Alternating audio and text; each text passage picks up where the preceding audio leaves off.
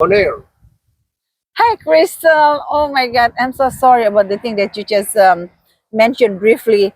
So we have some audience now can be a neutral audience, so who can at least can see from different perspective and can be a supporter of this kind of falsely accused. So could you please briefly explain just summarize, but Okay. they can understand better. I owned the hospice agency for 20 years. And at some point, my mother got really, really sick, and I had to manage her.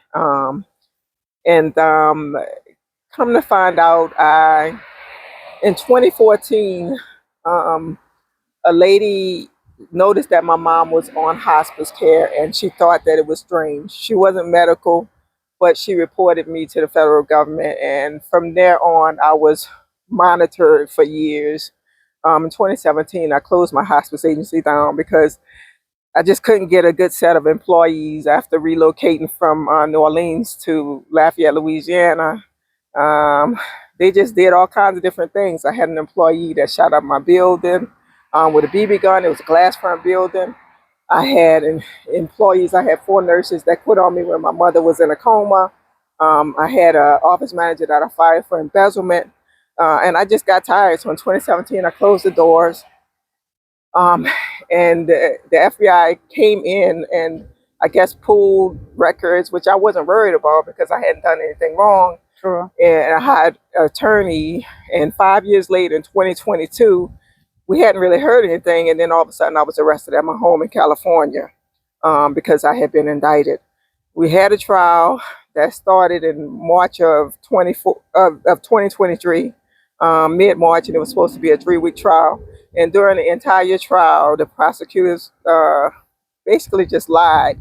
She omitted evidence. She blocked evidence from coming out that would have exonerated me. There was a mistake I made, for example, where Medicare has started a new program for palliative care for patients who are not terminal. And I researched and I thought that I was supposed to bill those patients as hospice. And then when I got a special electronic management system, they told me that I was billing incorrectly. So what I did was I paid hundreds of thousands of dollars back. That didn't come out during the trial. The prosecutor made sure that she didn't let that come out. She objected to my attorney bringing that out. The prosecutor, Kelly Eubanger, said that over a 9-year period, I made $10 million, which I did. But what she didn't say was that there's something that's called cap calculations for Medicare. So I paid $4.3 million of that back. She made sure that that didn't come out. And basically she lied, and the entire case was basically built on my mother because there was a whistleblower who saw that my mom was admitted to hospice, and she's non-medical, but she felt that it was strange. And so she reported me to the federal government. My mom died in 2019, but I guess they felt like it wasn't fast enough. The doctors didn't predict it accurately. So I'm a criminal because of that. I was convicted of this felony of conspiring to steal $1.5 million from the government on April the 4th of this year. And right now we're just, I guess, just waiting to see. Midway through the trial, the one black juror that was on the trial, even though all 3 defendants were black, realized that she was related to the office manager that I fired for embezzlement. That was one of the primary witnesses for the prosecution.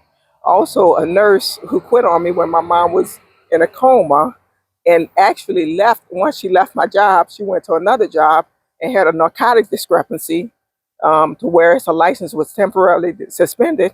She was also one of the main witnesses for the prosecution. And it wasn't as if this prosecutor was interested in truth.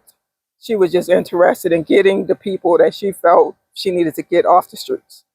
And that's my situation. So right now, I guess we're just waiting for the judge. The judge did allow a Rule 29 motion based on insufficient evidence because it's my attorney's understanding that evidently I didn't conspire with these doctors because they were not convicted of anything, which I didn't conspire with anybody. But they're thinking that maybe I conspired with the employees that embezzled money, or the employees that shot my building up, or the employees that quit on me when my mom was in a coma. And so the judge is going to be deciding on whether or not to rule on a motion 29, which is if there's insufficient evidence to support a conviction. Okay. So Americans falsely accuse Kristal the innocence. Things needs to be changed in this country. Number one, prayers. Number two, I need you guys support. Let's support Kristal, the innocence. So this kind of thing never happen again in America. God bless.